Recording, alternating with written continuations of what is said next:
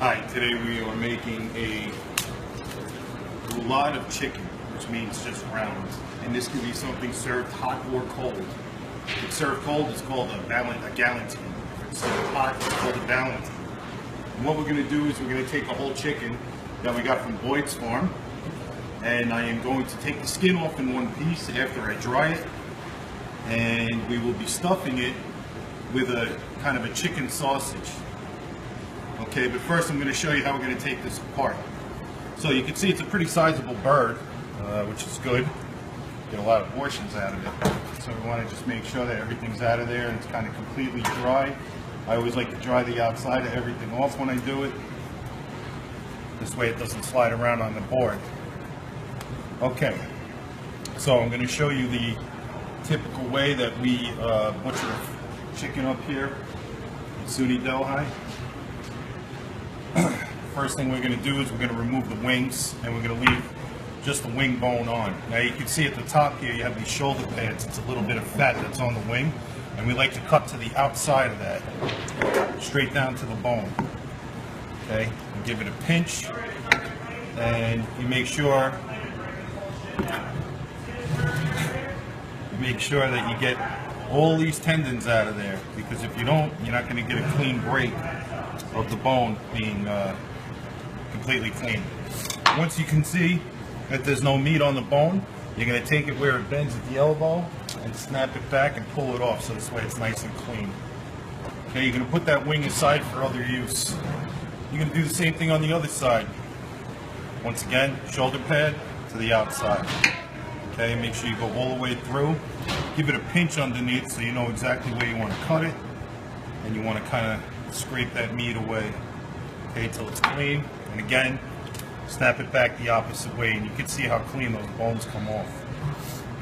Now, what we want to do next is we want to cut around the bottom of the legs, because we're going to be slipping the skin off of this thing in one piece, kind of like a sock. So you want to make sure the skin is released all the way around. Okay? And do that just by dragging the knife against the bone and cutting through the skin itself. Now here you're looking at the breast of the bird. We're going to flip it over, and we are going to cut straight down the back, and we're going to remove the skin. So right here is the backbone. You can see we're going to take it right from the neck down to where its tail would be, and you're going to cut straight through. Next thing you're going to do is pick up a little bit of the skin, take your thumb and kind of press between the skin and the flesh itself. This way it comes off all nice and easy. Okay? You can see it kind of comes off like clothing. Of course, this bird would probably be cold without this. Ha ha ha. Anyway, use your finger like a spoon. Okay? It should be pretty easy to get off. There's some spots where it's going to be a little bit stickier than others, and so you don't tear the flesh, you're going to use your knife just to cut through those spots. Okay? Now, when you get to here, this is where you want to kind of be careful. So you're going to make sure the skin is released all the way back here, and you might have to take your knife to that.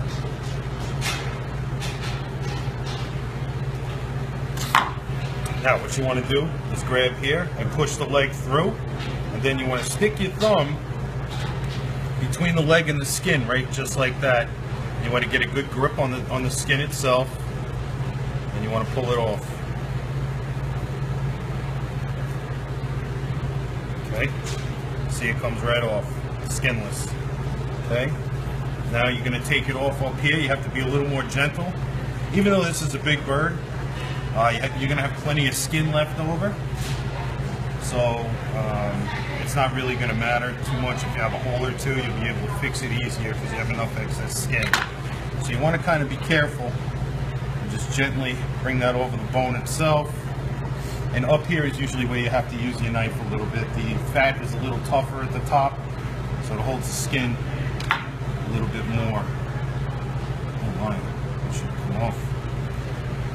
Okay, so you want to take it right to the center of the bird. Okay, right where the breast splits. And that's what we've done. Okay, now you're going to do the other side. Same thing, okay? Make sure it's released all the way back here. And if it's not, help it along with your knife. Pull the skin gently, okay? Like I said, you want to avoid tearing it as much as possible.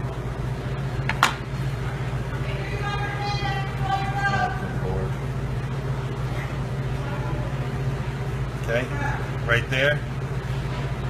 Pull the leg and the skin at the same time. Okay, same thing over here.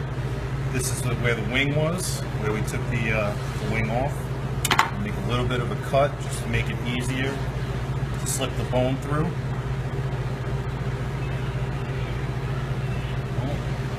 Sometimes, like I said, it gets caught up here where the shoulders are.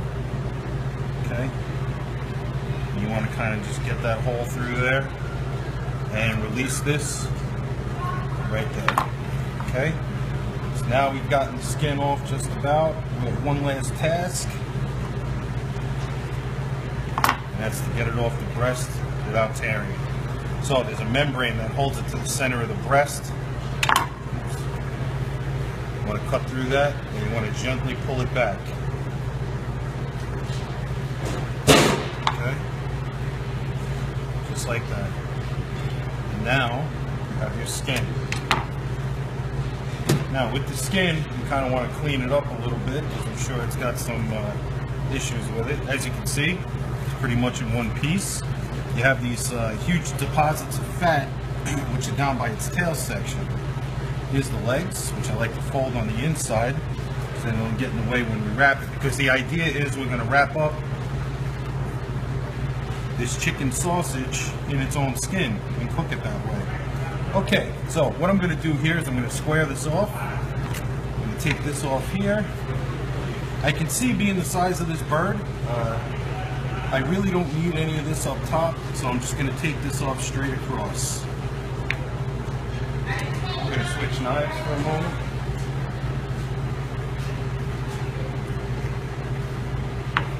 Okay.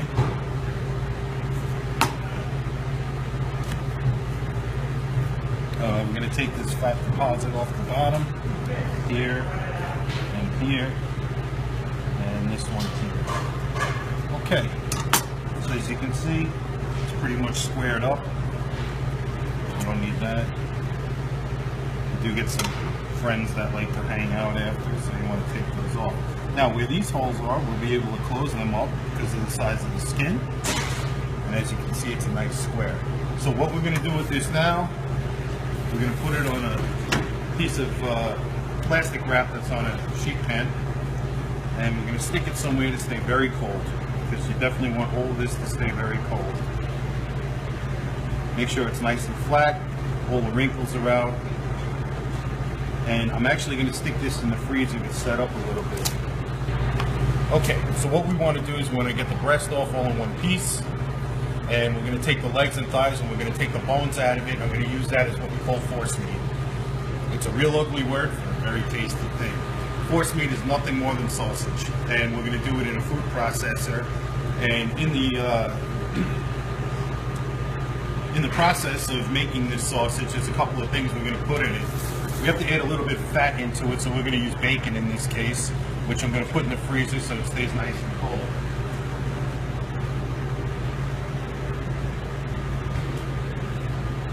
We're going to put these two things as what we call binders. One is an egg, and the other one's what we call panada.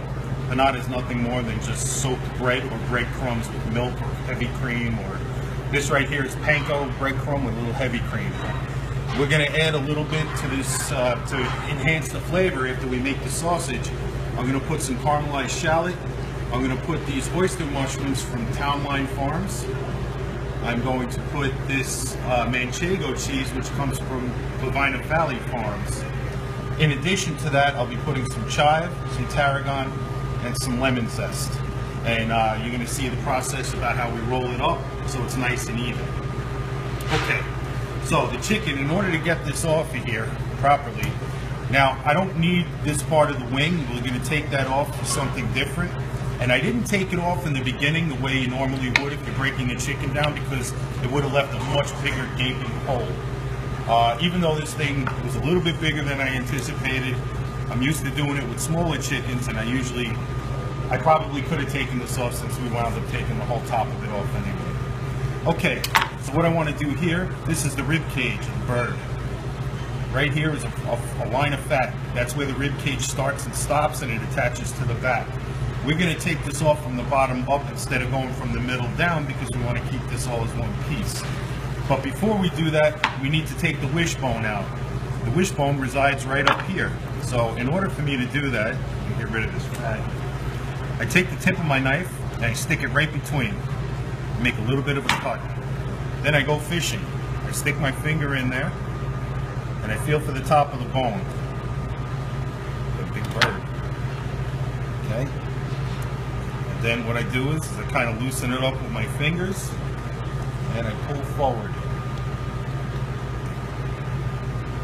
Try to get this out in one piece without breaking it. Never happens, for me anyway. So, as I take this off, there's a couple of pieces of bone that are down in there, and make sure I clean them up. But this part you want to get off of its breast. Okay, so to take this bird apart now, here we go. I'm going to follow this line right here. Whoever invented the chicken made a great way of us to take it apart by leaving these lines of fat so we can separate everything. So you can see I cut it right down to the bone. This way there's no wasting of any of the meat in there. And you want to make sure when you get to this area, which is the keel bone, that you stay close to it, because that's where you have your tenderloin, your chicken tender. Okay? So release it all the way up. Now the keel bone sticks straight up like that. What you want to do is you kind of want to turn the knife on its side, and just using the tip of it, you want to clean that off of there. Now here's where part of the bone is that I missed. So in order for me to get that off of there, I'm just going to separate it. Now you can see how the breast is coming off. Now I want to get to the top of the bone, so I want to cut very close, because I don't want to separate the breast if I don't have to. Okay? So there's the top. Now I'm going to go to the other side, and I'm going to do the same thing. Okay? There's the line. I'm going to take the knife right against it. Okay, just like that. There's a little bone here. Oh, I got it right there. Okay, you want to make sure you stay to the outside of that it stays on the carcass. Okay.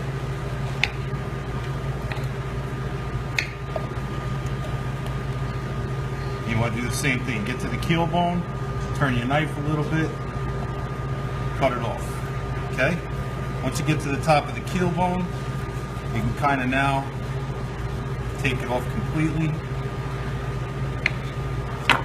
And there it is in one piece. Okay? That's what you're looking for. Now you flip it over, you have your two chicken tenderloins right here. They come out very easily. All you have to do is pull them. Okay? You can cut them out if you'd like, but we're just going to pull them out. And that's going to become part of the force meat. We're going to be using that. Okay? So now you have your chicken breast. What I like to do, I like to make sure there's no bone in there, which there is not. And here's the piece of bone that I missed before. Just going to cut that out, and I'm going to take this little line of cartilage out. Okay. Anywhere the bone's met, the skin, it's going to have a little bit of this membrane, and that's fine. It's edible, but if you have the chance to take it out, take it out. Okay, so what we're going to do now is I'm just going to trim it up a little bit, make sure everything on here is something I want to use, and I'm going to put that aside. We're going to take the rest of this bird apart. Now here's the back of it, which the back you're going to save for some kind of stock. What you want to do here is you want to remove the thighs and leg all in one piece, and we have this little nongibble here of meat, which is really tasty, and it's called the oyster. It's kind of set in a bowl shape on the bone there. So what we do is stick the tip of the knife in there and just take it around. And I put my finger in there and hold it back while I use the tip of the knife to dig it out. And you can see it's a pretty sizable piece of meat. It's probably one of the most tender that's on here, and tasty. Okay, So once you have, and you can see it right there clearly. So once you have that released, what you want to do is turn it the other way and snap the bone out of its joint, okay? This way now you can just take it off nice and easy.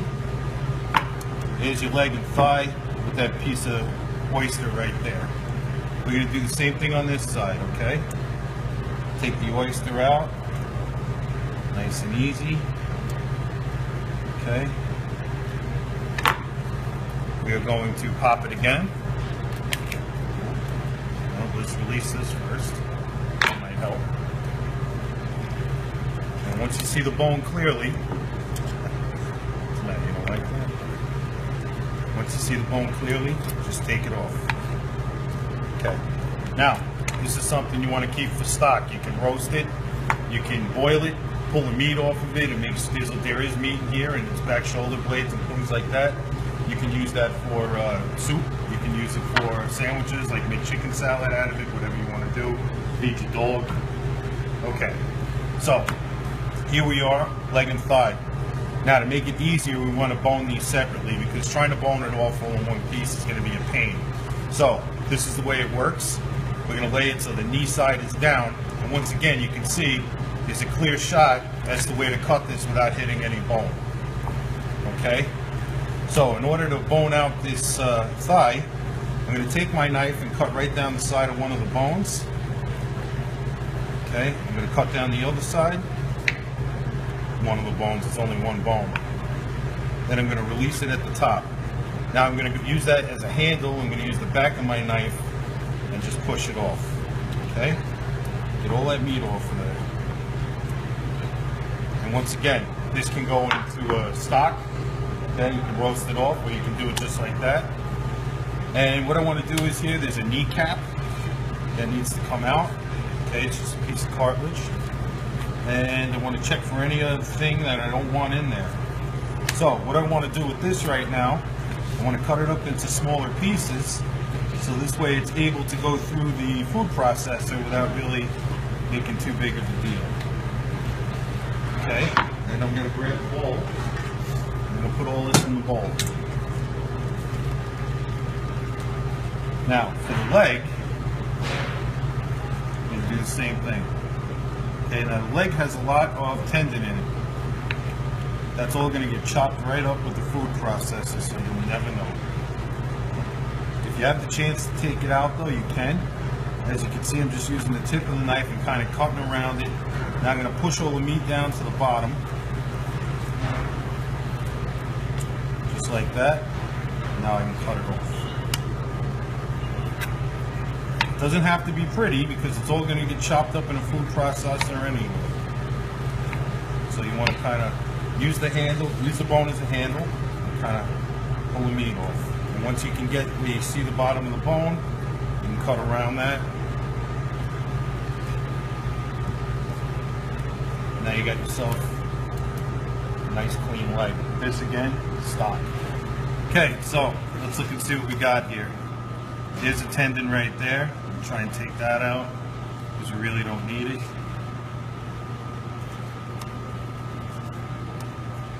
And for the most part, this meat is good. I'm going to put it in the freezer because when you make a force meat, it has to be incredibly cold. Phase 2 of this, we are now going to pound out the chicken breast to make it flat. On the table a little bit when I put a piece of plastic down, so this way it keeps it from sliding. So I take a piece of plastic wrap. Stretch it kind of tight on the table, as you'll see what I mean. See, it allows me to kind of get all the wrinkles out of it. Maybe not as great as I thought, but... Ha! Okay. I take the chicken breast, still in one piece, because I'm awesome. I'm really not. Put it down like that, and I get myself another piece of plastic for the top. Now, the top piece of plastic is to protect it from getting beat up by the hammer we're going to use. And what we're looking to do is kind of flatten this out. We're going to square it off, and then I'm going to clean it up. And whatever meat I have left in there is going to also go in the force meat. So I have my trusty little hammer over here. Now I like to use a flat side. Okay, I don't like to use the side that has the spikes. It's kind of something as delicate as chicken. It could make a problem for it. So now that I'm getting started, what I like to do is go from the fattest part and kind of bring it into the leanest part to even it out. So I start up here.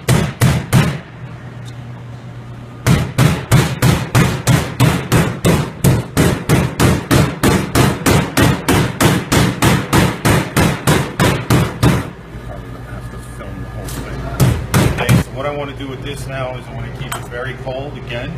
This I'm going to put in with my other force meat in a moment. First I want to get that breast very cold. So again, put it in the plastic. Put another piece on top.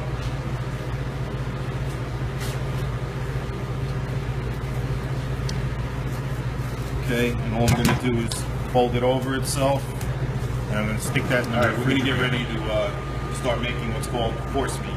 Force meat, like I said, is nothing else but ground up meat of some kind, and it looks like sausage. Okay, so this right here is a food processor.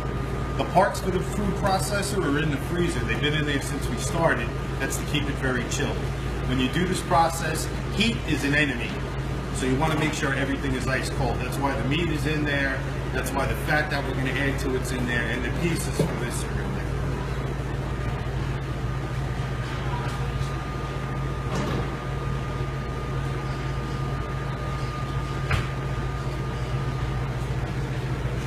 So as you can see, this stuff is pretty stiff and cold, and I'm just going to put this on along with the blade. Okay. And I'm going to take the chicken, which is nice and cold now, and I'm going to add it right into the bowl. You see, it's sticking because it's so cold. Okay, now, one of the first things you need to know about sausage making is you have to add what's called your primary binding agent. I had explained to you before how to help hold it together. We're going to add this panada and the egg. But the first thing you need to add is salt. Salt draws the proteins up out of the meat and turns it into kind of like a glue. Without salt, it would be dry and crumbly. So add yourself a good amount. Okay, you're going to use salt through this whole process. And what you want to do is, hopefully your machine, if you have one of these, has a pulse button. You want to pulse it. Okay? You don't want to get it flying right away because it is going to produce heat. Okay, so you want to give it kind of a rough chop. So you can take a look at that. That's what it should look like. And next thing you want to do is you want to add your fat to it. Okay?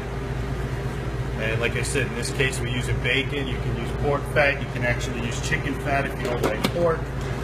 Okay? And now what we're going to do is we're going to turn it on. And we're going to kind of blend it. When you see it starting to roll around the blade, stop it and push it down a little bit with your hands. Okay, you can see it's chopping up nice, and you want to kind of blend it pretty evenly. Okay. Once you get to a certain point where you can see that it's kind of blended pretty even, you can see the fat is dispersed throughout it. You want to add your next ingredient, which is going to be the egg. Okay. And you want to do the same thing. You're just going to kind of put it on blend right away. And that's going to kind of bring it together. As it's rolling around in there, you want to start to add your panada. Okay? Very small hole here. And like I said, you want to be conscious of the amount of heat you're making. This hole is really much too small, so we're just going to throw it in. Okay, now use about 2 ounces of this to the amount of chicken you saw that I used. Okay? It looks like a paste. Like I said, it happens to be breadcrumb and milk, heavy cream. Okay, I'm going to turn this on.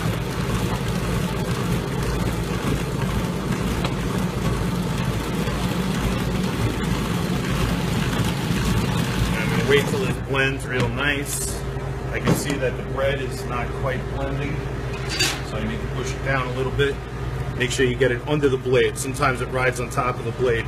And this is still fairly cold. And you can see the color has changed and so is the texture. And we're looking at what you would call a country style force meat right now. Okay, so I'm just gonna go another minute maybe and this should be done. Okay, now that we've blended it, you can take a look and see how it looks. We're going to add our garnishing to it, and the garnishing is the stuff that you want it to taste like. So, take this off, remove the blade, okay, add it right to the bowl.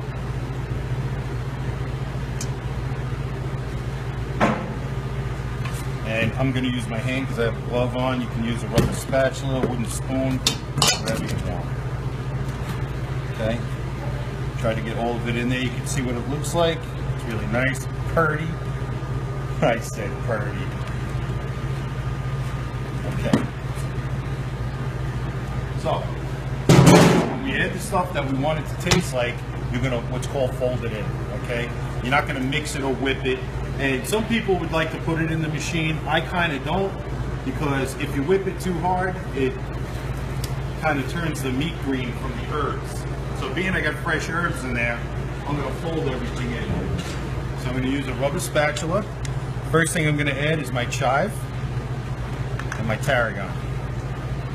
Okay, and what I'm going to do is make sure that this goes in evenly. And what I do is I start from the bottom and push it down through the middle. Okay, go around the sides. This way it gets evenly distributed. And you can see there's some chunks of chicken in there, and there's some other chunks of things in there, which are really yummy, I promise. Chunks of bacon, can't beat that. Okay. Next is our chive, our shallot. Shallots I just caramelize with a little bit of salt, black pepper, and white wine. And at the same time, I'm actually going to put my lemon zest. Now, once I see all this stuff is completely in there, we're going to do what's called an inlay garnish to the center, which is going to be the cheese and the oyster mushroom.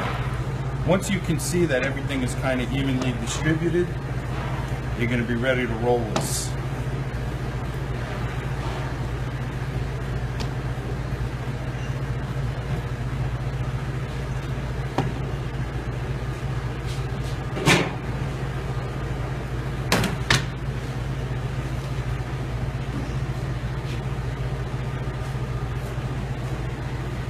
Process.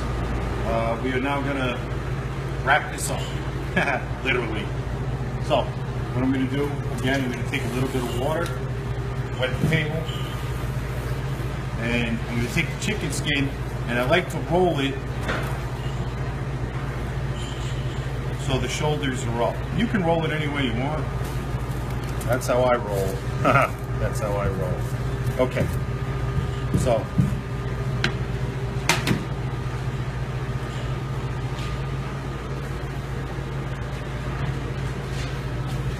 first thing I want to do after I lay down the skin is I want to salt the skin, so this way when I put the breast on top of it, it kind of works as a glue to hold the breast in place so it doesn't slide around. So as you remember, you know, we pounded the breast out, squared it off. I put the rest of the meat in the force meat part. Now what I'm going to do is you want the top up. And what you want to do is kind of lay it down in the center, just like that. Okay. Make sure you kind of even it out so you got the same amount of stuff all the way around. Okay. And again, a little bit more salt. And this time pepper. Okay. So what you want to do now is you want to take your force meat. You want to put a little bit down the center, and you want to flatten it out a little bit because we still have to put our other garnish material in there. Okay, so just like this. Now you can put it, if you weren't going to put anything as what we call an inlay garnish, which is what we're doing with the cheese and the mushroom, You could just have mixed it in and called it random and put it right in there. Let's see. Oh, that's a piece of bacon. Okay. Let's leave that piece of bacon. So I'm going to flatten it out a little bit because now I'm going to add the cheese.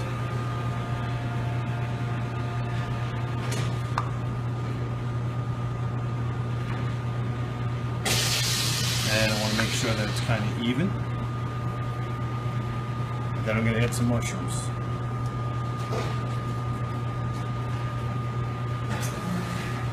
Downline mushrooms. Yes.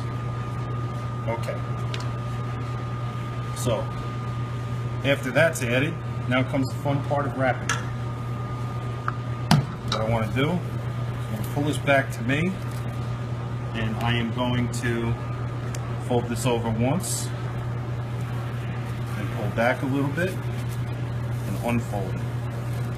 Then I will do the same thing the other way. Fold it over once, make sure this kind of overlaps, which is why you got all that extra skin there. Close the end of it.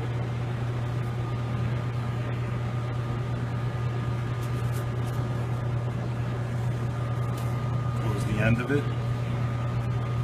Okay, then you have kind of a, what looks like a mess. I'm going to flip it over so the seam side is down. And now what I'm going to do is I'm going to use the plastic wrap as you would a sausage casing. Okay, flip it up and around, pull back to tighten it, fold the ends in. Okay, and what you want to do is you want to keep pulling back tight on it. And you want to keep folding the ends in. This way you can see it's taking the shape of the sausage. Once you get to the end, you grab the ends of it and you roll it, kind of like it's a rolling pin. And you'll see it'll start to compact. Let's try that off. You'll see it'll start to compact, and you can make it as thin as you or as fat as you like. Okay? So that's what we call it, a chicken galantine. What you do next, we usually have an assistant help, but tie off the end of it to keep it tight.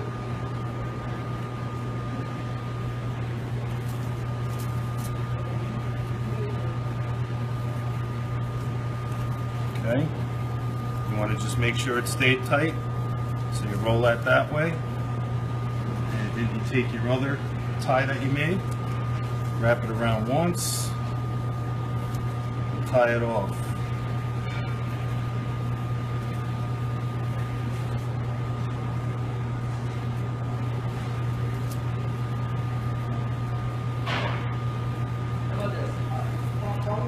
Okay. You're going to not need all of this extra plastic wrap, so you can cut these off.